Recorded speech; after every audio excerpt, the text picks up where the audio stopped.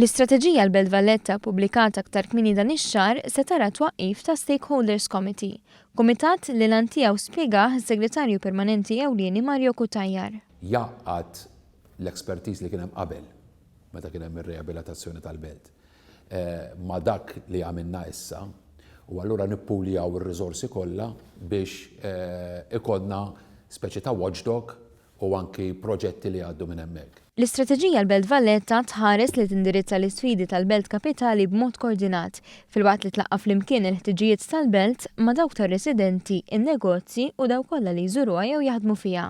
Is-Segretarju Permanenti Ewlieni stqar li matul il-proċess ta' konsultazzjoni pubblika ħareġ kif ir-reperkussjonijiet ta' ċertu tibdiliet li saru fil-Belt Valletta tul is-snin jista' jkun li qed iweġġgħu ir-residenti.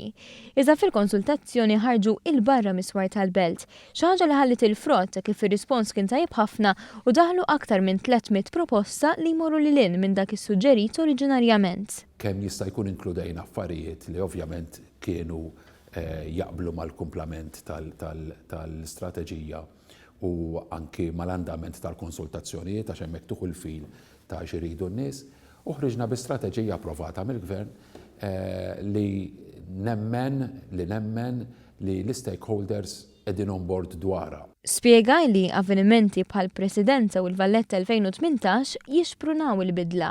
Bidla li sservi mitqludeb għal ġenerazzjonijiet li jsegwu. Dawn ipoġġulna deadlines. Però tista' toħodhom bħala opportunità għal ġejjien aħjar fis-sens li inti tuża lilhom biex tpoġġi pedamenti sodi għax Valletta 18 tasal u tgħaddi imma l-belt tibqgħu. U dik l-istrateġija tħares ferm iktar lil hemm mill-2018.